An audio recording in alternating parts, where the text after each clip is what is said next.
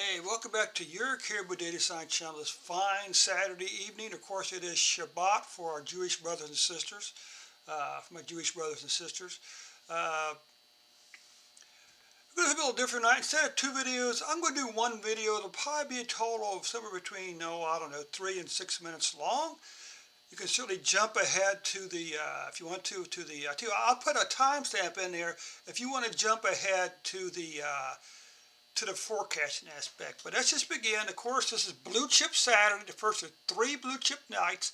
Tonight we're going to start with one of the bluest of the blue chips as always. That, of course, is Ford Motor Company, whose stock symbol is the letter F. Before we get started, a big favor to ask this evening, click on that thumbs up button for me. Give me a big like, give me a big thumbs up this evening, okay? So let's begin with Ford. Closing prices, 100 moving average. Well, you can see quite a bit of volatility this year, okay? It really came roaring back after. And the good news is it is staying above this 100 moving average, but what is it? Well, it's actually a lot of volatility, okay? So let's come down, look at the RSI index. The basic rule is this. If it's above the overbought line, it could be indicating heading for a correction. And what it wasn't above the 100 moving 100 or the 70 line here, it was between 50 and 70, which could indicate some volatility, a lot of sideward movement, small movements up and down. Okay, if you're into that type of stuff, you can certainly try to catch the highs and the lows. What about the divergence histogram? The more bars, the higher the bars, the stronger the mood, the stronger the momentum is. We're looking for where the blue line crosses over and under the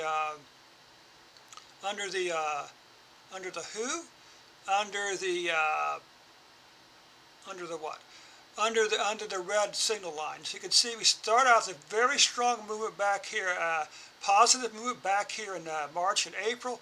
Look at this nice strong blue line above the signal line. Then we dip down below.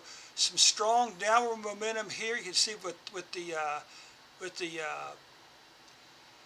you can see here is, a lot of times Ford's movements, either above or below, are all pretty strong. Interesting. That's kind of interesting, isn't it? Again, stalled movement down here.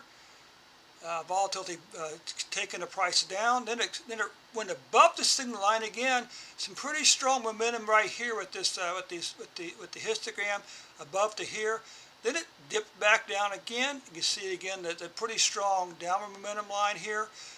Sideways a few weeks.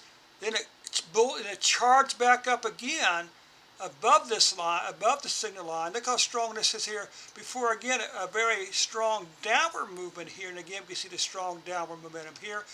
Bollinger Bands. What's interesting to me here is we had a lot of volatility in July, all the way really up until August, the first part of August. I mean, look how wide these standard deviations are. We went above the +2 standard deviations at one point in July.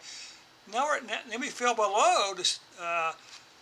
We fell below the 20 moving average down to here in mid-July, and dipping back down below, touching the -2 standard deviations lines.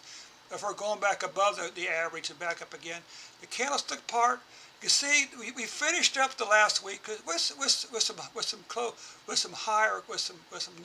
some new highs, where the price closed high, but there's also a lot of closing down momentum here. Okay, the bar plot again, 1, 2, 3, 4. The last 4 to 5 days closed up, but still a lot of volatility. Okay, what about the box plot? This one kind of interests me a little bit. You can see, you can see the vol even here. You can see, and you can also see how wide some of the whiskers are. Okay, you can see here. Look where the median line is located last month in July, way to the left, indicating the tail going off to the right, probably. Okay, now we're going to begin to look at ETS and ARIMA plots. These are 14-day plots or 10 business days. This is what's called a predictive interval. I mean, it's trying to predict the price, the closing price. So it's saying there's a 95% chance at any point along the next 14 days that the closing price is going to be within this 95% interval, predictive interval. Or there's a 75% chance it's going to fall within these two here. Basic ARIMA kind of gives us the same thing, right? Yeah, pretty much the same. These intervals are very close. Now let's look at the more interesting Gemini adjusted model. And let's say the price is actually going to increase for the next 14 days. Again, we got the interval here, okay? Now finally we're going to do a forecast of the profit. And as usual, profit saying the price, let's say the price is actually going to trend upward a little bit, but not any real big movements. And finally, let's take a look at the old, one of the reasons to invest in blue chip stock is because of the dividend history. And you can see, for the most part, Ford, from 2015 to 2020, didn't miss the dividend, but appears to have missed the dividend back over here before coming back here to about, again, 18 to 20 cents a share. And there you have it, your forecast for this evening for the Ford Motor Company.